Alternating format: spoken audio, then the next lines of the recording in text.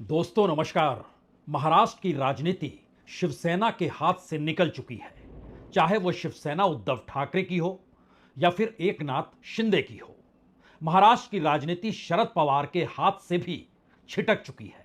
चाहे उनके खिलाफ खड़े हुए अजीत पवार हों या खुद शरद पवार अपना किला बचाने के लिए जद्दोजहद करते हुए नजर आ रहे हों, महाराष्ट्र की राजनीति तो सही मायने में अब बीजेपी की पकड़ से भी बाहर है और कांग्रेस का वरदहस्त या कहें वर्चस्व भी अब बचा नहीं है। महाराष्ट्र की राजनीति पहली बार एक दो नहीं, आधे दर्जन नहीं, बल्कि तकरीबन 10 अलग अलग संगठन गुटों के आश्रय आगे बढ़ रही है। और दरअसल यह परिस्थिति बार बार महाराष्ट्र की राजनीति में कभी आई नहीं। 1995 में यानी तकरीबन 30 वर्ष पहले ऐसी राजनीति महाराष्ट्र में आई जरूर थी।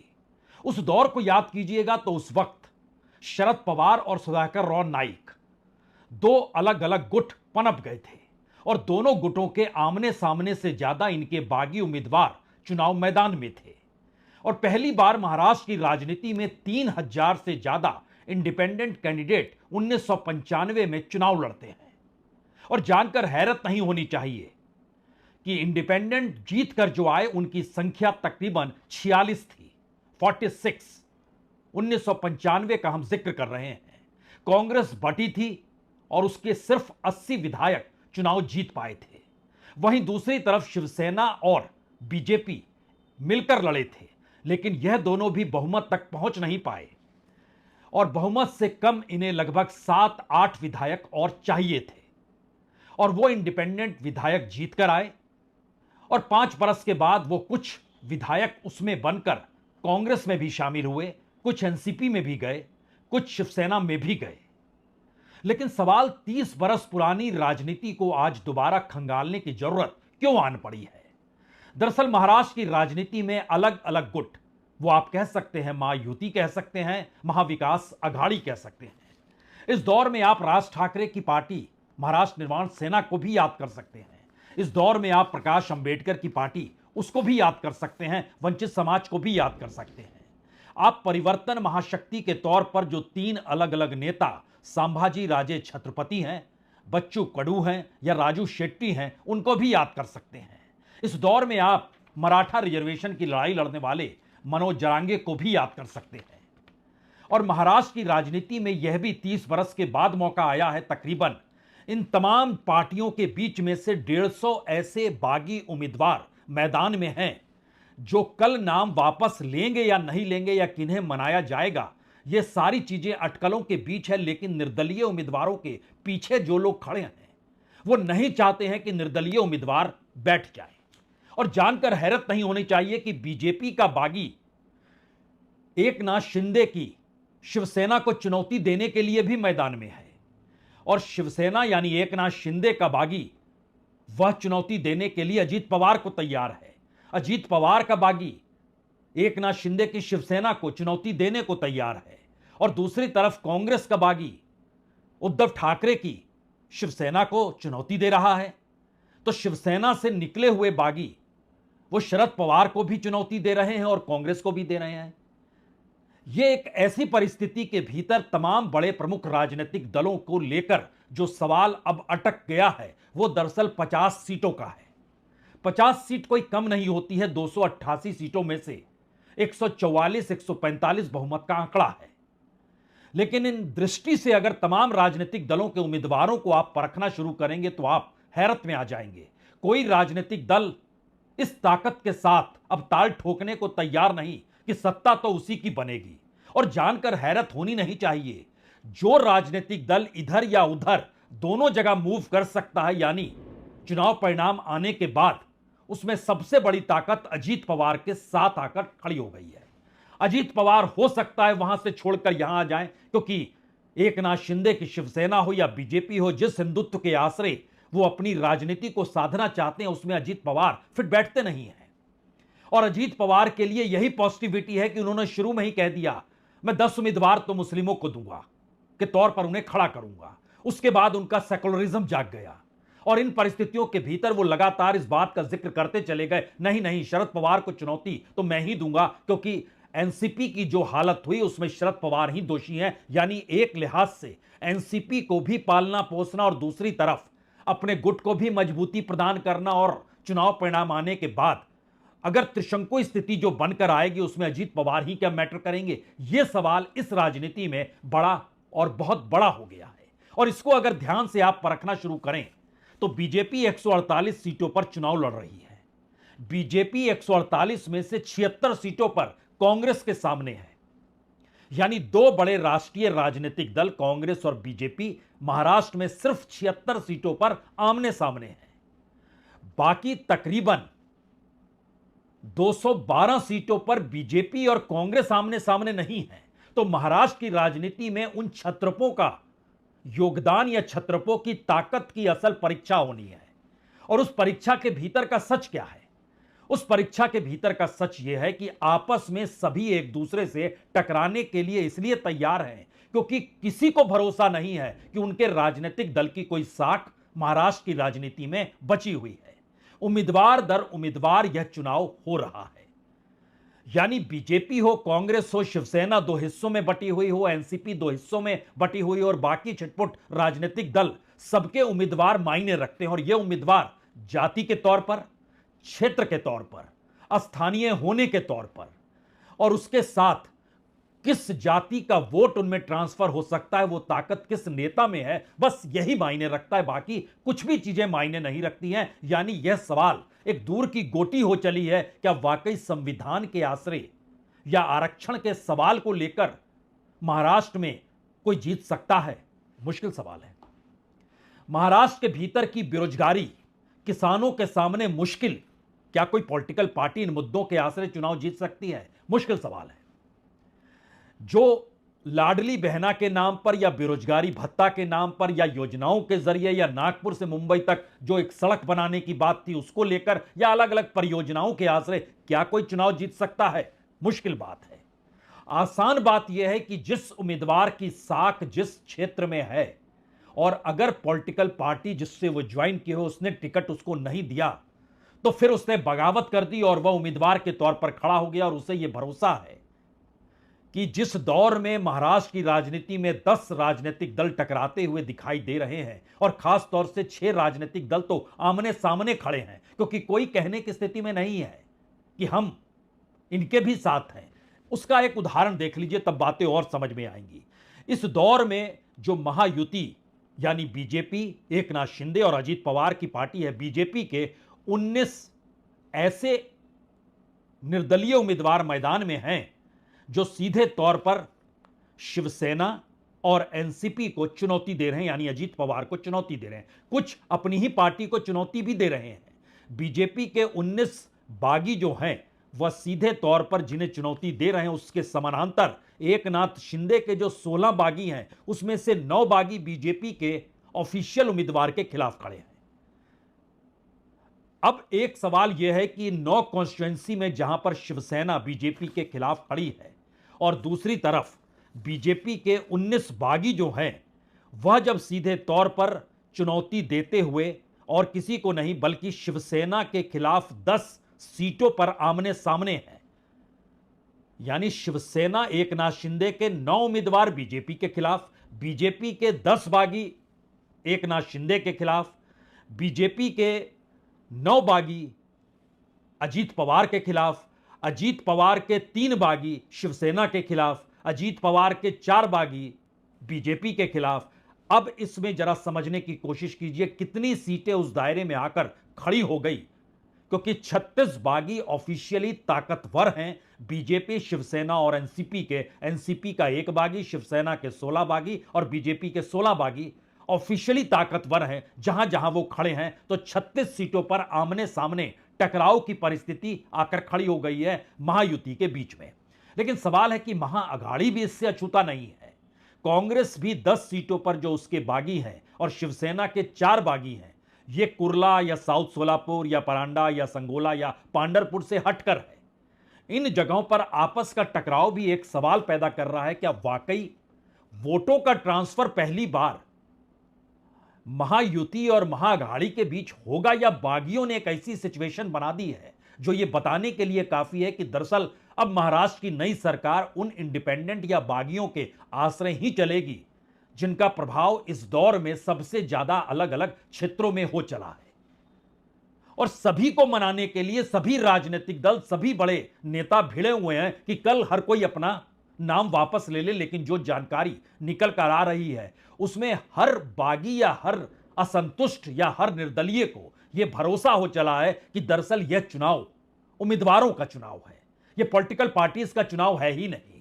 क्योंकि राजनीतिक तौर पर बरसों बरस क्या 30-40 सालों से शिवसेना जो चली आ रही थी वह टूट चुकी है। एनसीपी जो शरद पवार के आश्रय चल चुकी थी वह टूट चुकी है। बीजेपी की अपनी राजनीतिक जमीन बिना शिवसेना की अधूरी है। कांग्रेस का कोई चेहरा इस दौर में पूरे महाराष्ट्र की राजनीति में बचा नहीं है। वह सीट दर सीट चुनाव लड़ रही है और इसमें सबसे बड़े टकराव की परिस्थिति अगर बीजेपी और कांग्रेस में कहीं पर है तो वो विदर्भ का इलाका है। तो विदर्भ के इलाके और इलाके दर इलाकों की परिस्थिति को परखने से पहले एक क्षण के लिए जरा सोचिए नवाब मलिक, जिन पर बीजेपी ने आरोप लगाया कि ये दाऊद से जुड़े हुए व्यक्ति हैं और हम सबूत देंगे दीपावली के बाद। दीपावली बीत गई, सबूत आया नहीं। नवाब मलिक की बेटी भी चुनाव लड़ रही है और ये कहकर वो लड़ा रहे हैं कि देखिए मुसलमानों में महिलाओं को कहते हैं उनको पढ़ने लिखने नहीं दिया जाता है, वो तो आर्किटेक्ट है, लॉ की हुई है और अब वो जाती है और वो चुनाव लड़ रही है तो वह तो चुनाव जीत जाएगी। लेकिन एक ऐसी स्थिति जरूर है, मुकाबला इस बार ऐसा है जो सबको फंसा चुका है और वह उम्मीदवार चुनाव जीतेगा जिसकी साख होगी। और इन सारी परिस्थितियों में चूंकि नवाब मलिक अजीत पवार की पार्टी से जुड़े हैं तो अजीत पवार के हाथ में सत्ता की चाबी होगी, ये कहने से वो कतराते नहीं हैं।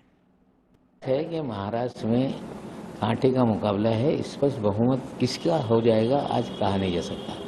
या कोई भी एक दल या दो दल मिलकर सरकार नहीं बनाएंगे, 3-3 दलों का गठबंधन है, दोनों तरफ से 3-3 दल हैं, छोटे दल भी 2-4-5 इधर है, 2-4-5 उधर है, तो एकदम कांटे का मुकाबला है। और निश्चित रूप से बिना अजीत पवार की मर्जी के कोई भी सरकार नहीं बन पाएगी। 2019 में कौन किसके साथ था, कौन कहाँ चला गया, महाराष्ट्र में कौन सा नेता कब किस पार्टी में चला जाएगा, कौन सा पार्टी का नेता दूसरी पार्टी में चला जाएगा, आया राम गया राम, कांग्रेसी भाजपाई हो जा रहा है, भाजपाई कांग्रेसी बन जा रहा है। जो कल तक भाजपाई थे वो राष्ट्रवादी कांग्रेस में चले आए।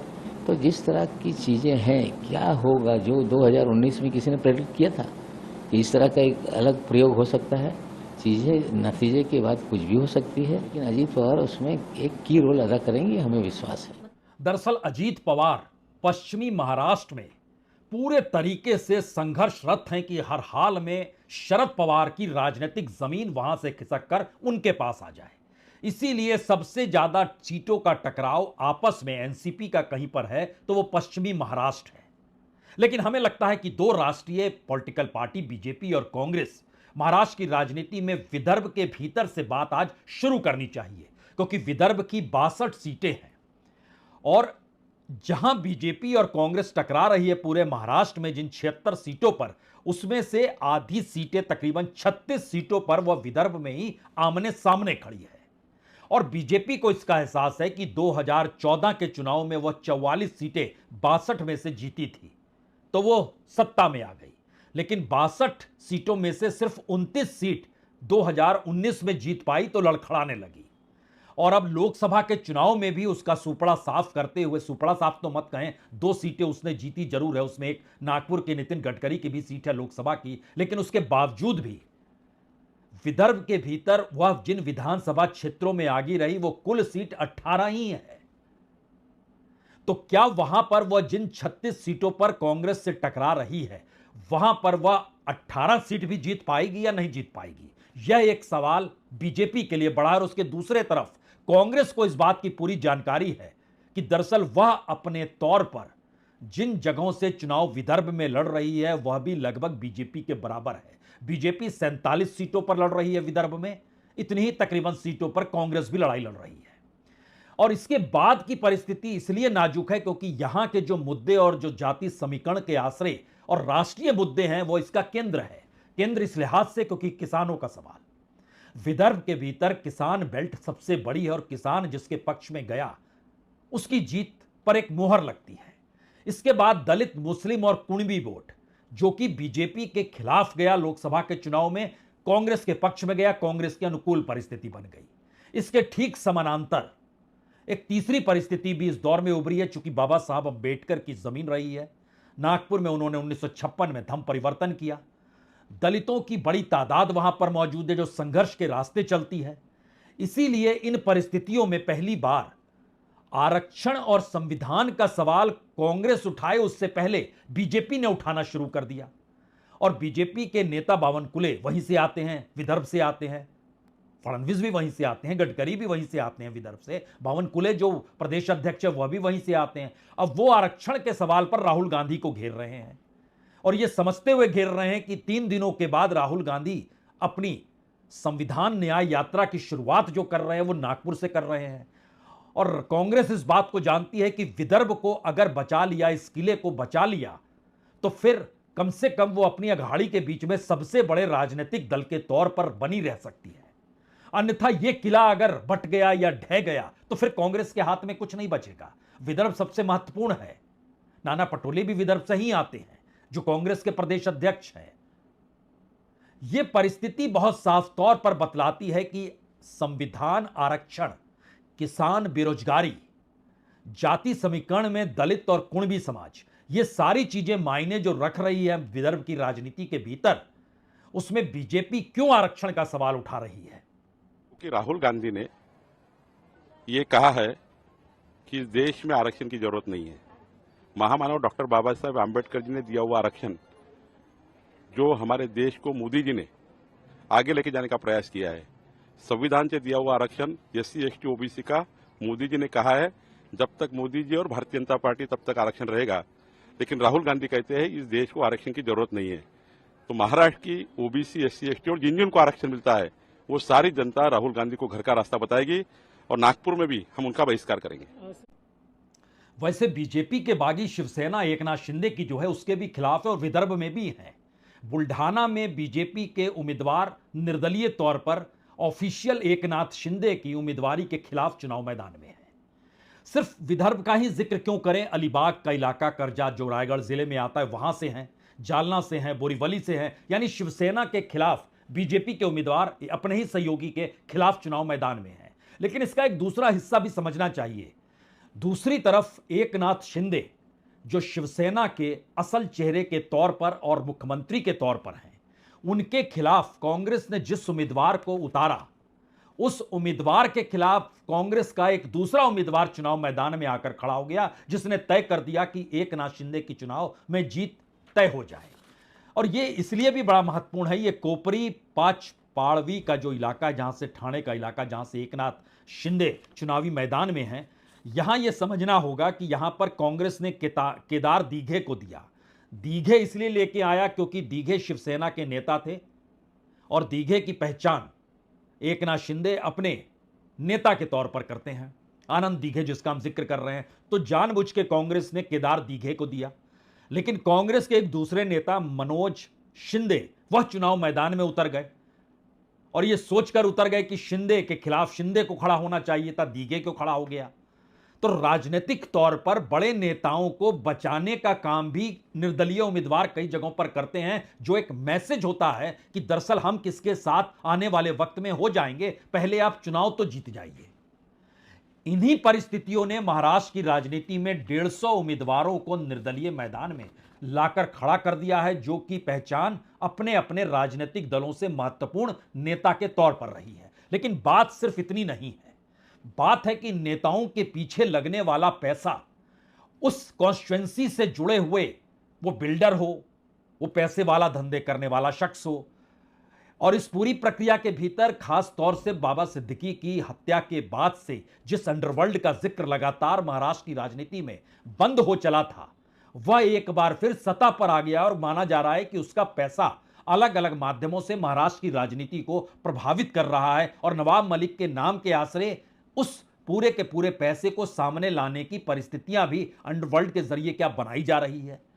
यह सवाल इसलिए भी महत्वपूर्ण है क्योंकि अब जरा एक एक परिस्थिति को देखिए तो बीजेपी के 10 बागी शिवसेना के खिलाफ, बीजेपी के 9 बागी एनसीपी के खिलाफ, शिवसेना के 7 बागी एनसीपी के खिलाफ, शिवसेना के 6 बागी बीजेपी के खिलाफ, एनसीपी का 1 बागी नंदगांव नासिक से शिवसेना के खिलाफ, कांग्रेस के 4 बड़े बागी जो अलग अलग जगहों से, उसमें एक रामटेक से भी खड़े हो गए, वायकुला से भी खड़े हो गए, और एकनाथ शिंदे की कॉन्स्टिट्यूंसी तो खड़े हो गए। उद्धव ठाकरे के बागी मानखुर्द, शिवाजीनगर, मुंबई, जो आबू आजमी, जो समाजवादी पार्टी के वहां पर अधिकृत नेता चेहरा है, उनके खिलाफ भी उद्धव ठाकरे की शिवसेना ने खड़ा कर दिया। यानी इंडिया गठबंधन के भीतर भी आपको सेंध लगती हुई नजर आएगी। वारसोवा से भी खड़ा कर दिया, मेहकर जो बुल्ढाना का है वहां से भी खड़ा कर दिया, धारावी से भी खड़ा कर दिया, जिस धारावी को लेकर बार बार कहा जा रहा था कि दरअसल वह पूरे तरीके से अडानी के हाथ में अगर एकनाथ शिंदे की सरकार ने सौंपा है तो वो कम से कम इलाका जीतना होगा। लेकिन ध्यान दीजिए, वहां पर वर्षा गायकवाड़,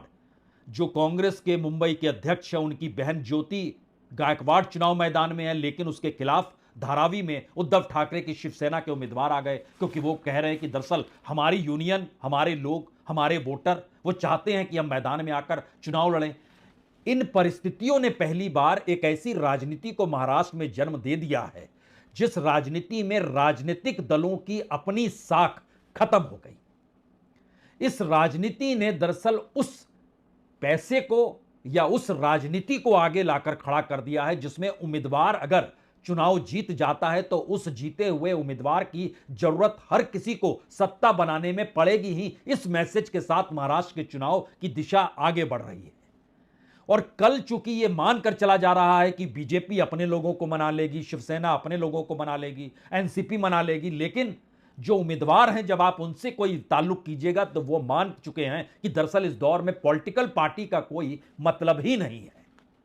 यानी राजनीति की ऐसी पहचान महाराष्ट्र के भीतर हम जानबूझकर 1995 का जिक्र कर रहे थे, क्योंकि उस दौर में अगर आप याद कीजिएगा तो 93 में सीरियल ब्लास्ट, अंडरवर्ल्ड की मौजूदगी, हिंदू मुस्लिम के टकराव की परिस्थिति, महाराष्ट्र की राजनीति में शिवसेना बिल्कुल नए रूप से उभर कर सामने आना, उस परिस्थिति में जब आप चले जाएंगे तो वहां पर उस दौर में आपको यह भी याद आएगा कि उस वक्त कांग्रेस क्यों कम हो गई, शिवसेना और बीजेपी एक साथ मिली, और मनोहर जोशी अगर आपको याद हो तो वो पहले मुख्यमंत्री बने थे, और तब यह बात थी कि पहली बार ठाकरे परिवार के हाथ में सत्ता की चाबी है और वो राजनीति को साध रहे हैं।